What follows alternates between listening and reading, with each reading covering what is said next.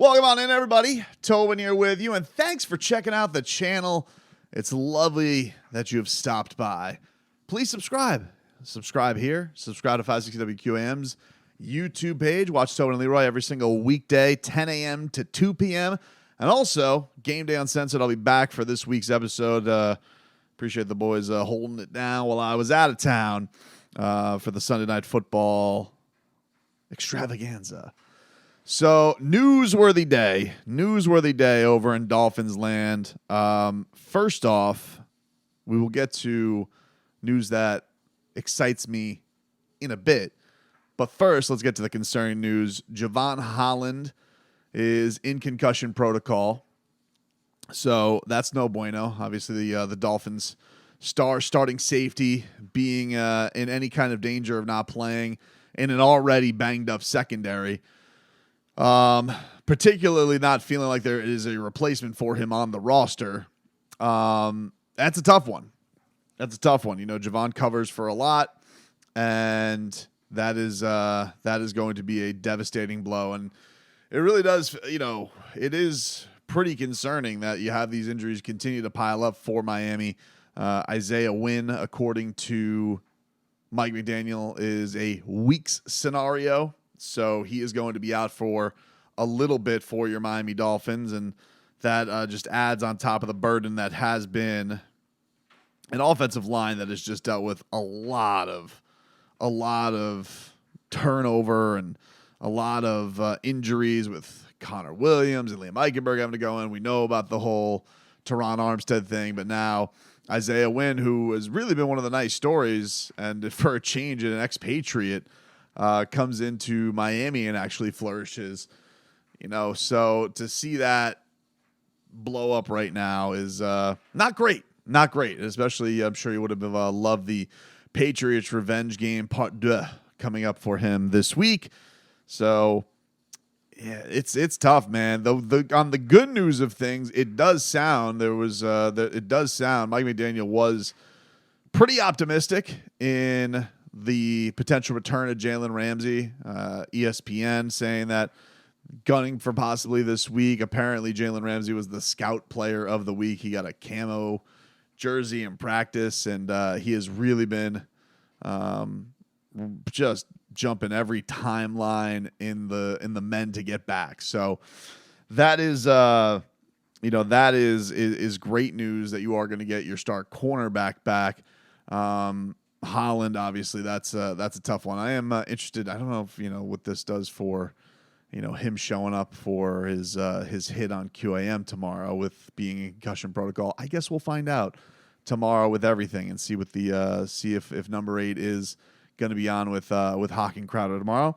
That I will be interested to see, because you're hoping that he has a very, very speedy recovery and gets right, because you've been dealing with a lot of big-time injuries. You're talking about that's basically, Ramsey, X, Javon Holland, basically your entire starting secondary possibly missing this upcoming game if Jalen Ramsey doesn't come back. It's concerning. It's concerning for sure.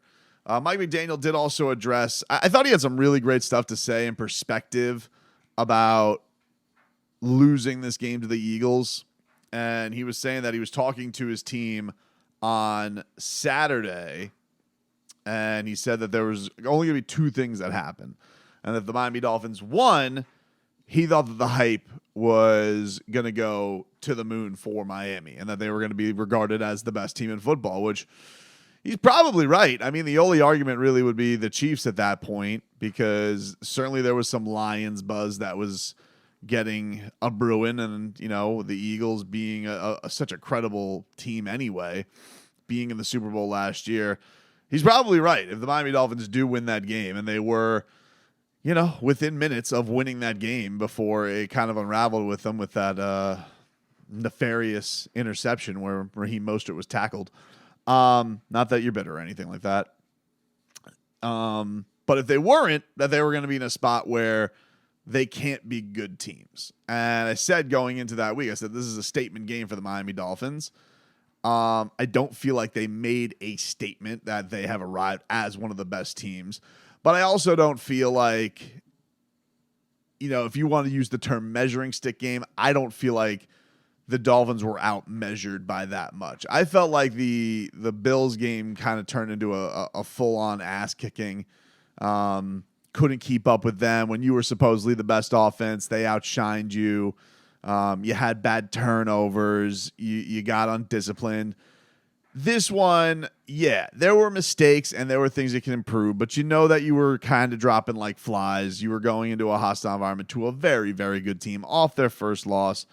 And I don't feel like the Dolphins embarrassed themselves. In fact, I think they showed a little bit of guts getting back into that game. Whereas, the Bills game, they were, kind of in a track meet and then just they couldn't keep up on the track. With this one, it felt very much like it could have gotten really ugly. The Dolphins didn't let it get ugly. They were able to even things up. And, they just couldn't make those critical plays, or there was a, critical call here or there, or, A.J. Brown was amazing and Jalen Hurts was amazing at certain points too. So, but it didn't feel moons apart. And I don't feel the frustration on this Monday going into Tuesday. I don't feel the same frustration that I did after the Buffalo loss, because it's not a divisional opponent. You're not trying to catch them. And also, I think Buffalo, losing the way they did to the Patriots and them not nipping at your heels, I think that gives you a little bit of such as the crippling effects of a long, narrow nose. Look like a mosquito with a double chin. Anyway, but he said, he also said that if the Dolphins weren't able to do it, then the narrative would be other. They couldn't beat good teams.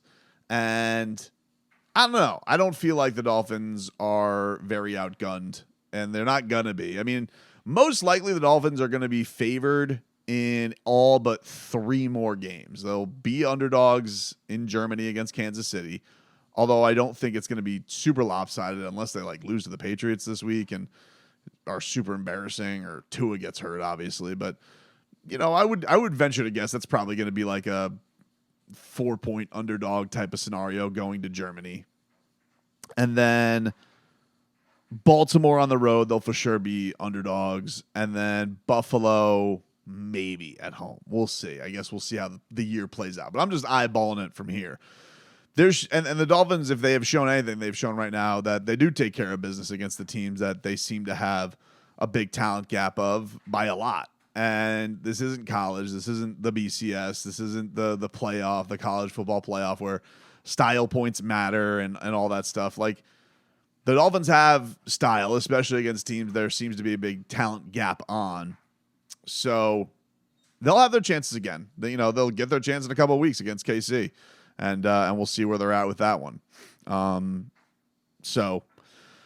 But man, the injuries, they are dealing with a lot of star players banged up, man. I mean, really outside, you know what? I don't even want to say the guys who haven't been banged up, because, that just feels like tempting fate. So they've just been dealing with a lot of key injuries, I'll say. But the big news, which was really cool, and I'm very, very excited. I know a lot of people aren't going to be excited about this. Which I think is stupid. I think you should be excited about this. The Dolphins, it was announced, are going to be the mid-season team for Hard Knocks. I cannot tell you how excited I am about this. I've been wanting the Dolphins to be on Hard Knocks. I loved when the Dolphins were on Hard Knocks. First of all, I loved Philbin's first year. What classics we have. Yes, the year did not go as planned. But was it Hard Knocks' fault? No. You knew with those people running that team, Jeff Ireland, Joe Philbin, you were doomed anyway. So to see things like, Joe Philbin have to get rid of Chad Ochocinco, to see the leadership council, see dudes steal Philbin's chair, Mike Sherman, an all-time niche Hard Knocks character. Magalegno, where are you? You were terrible today. You were terrible. I would cut you if I was the general manager today. I would cut you if you weren't a high draft pick. It would just chew it. Jaworski, where are you? You see how you messed up my mind, Jaworski? Jaworski Lane, who could forget? Those are good times. And then, of course, probably the most iconic Hard Knocks scene from that season, I would say, is Vontae Davis getting traded and needing to call his grandma, which which Jeff Ireland was not going to allow. He's like, whoa, whoa, whoa, whoa, whoa, whoa, whoa, whoa, whoa. We're not about to call ground. Now, the difference here is, and I really think that Mike McDaniel was speaking to a little bit of this. First of all, he said that here are the concerns that he had. He had the concern that you have enough distractions in general. All right. The biggest thing he said was you don't want any of your football advantages leaving the building. Basically, nothing getting leaked, which, you know, you got to be careful of moles, especially if there's some like Philadelphia mole or Boston mole out there. But he said that concern had been suppressed after conversations with HBO. The exciting thing, though, is this team, first of all, is really fun. Eagles game notwithstanding, this is probably the most entertaining watch in football because of their speed. They're full of personalities. Tua is fascinating and captivating. Tyreek Hill, come on. Jalen Ramsey, amazing. Christian Wilkins, Zach Sealer as a bromance. You're telling me, guys, how much do you love Mike McDaniel mic'd up? How much do you not love the Sealer, Christian Wilkins mic'd up? You're telling me you have issue with having a weekly episode of access to this? You actually think that that's going to cost the Miami Dolphins a chance to contend at anything? It's not. All you're going to get is more access to your favorite football team, which seems to be a delightfully good time. And now you're going to actually get to see some stuff in season. I am so excited about this. I have been wanting the Dolphins on Hard. I wanted them on Hard Knocks this year when the Jets got it. I told the Dolphins they should have volunteered to be on Hard Knocks. I know nobody does that because, again, coaches don't want distractions.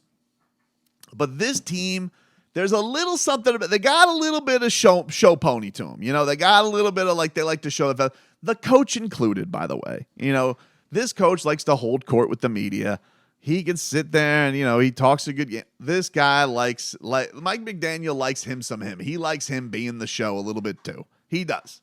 And there's nothing wrong with that. You know, you've been in the shadows for as long as he has. It's a great thing. And I love the fact that we're going to get more of him, the dynamic between him and Tua, to get any kind of behind the scenes look at that. I just think would be amazing. Oh, do I want a Fangs behind the scenes of Fangs just being a curmudgeon? Oh. I can't wait. I am so excited about this news that the Dolphins are on Hard Knocks. And if you don't, you're lying to yourself, dude. If you're not excited about it, you're a fraud. You're definitely going to watch. You're going to be super geeked up to see everything behind the scenes. Who's going to hate this? Let me ask you, who is going to hate this? Nobody. That's who.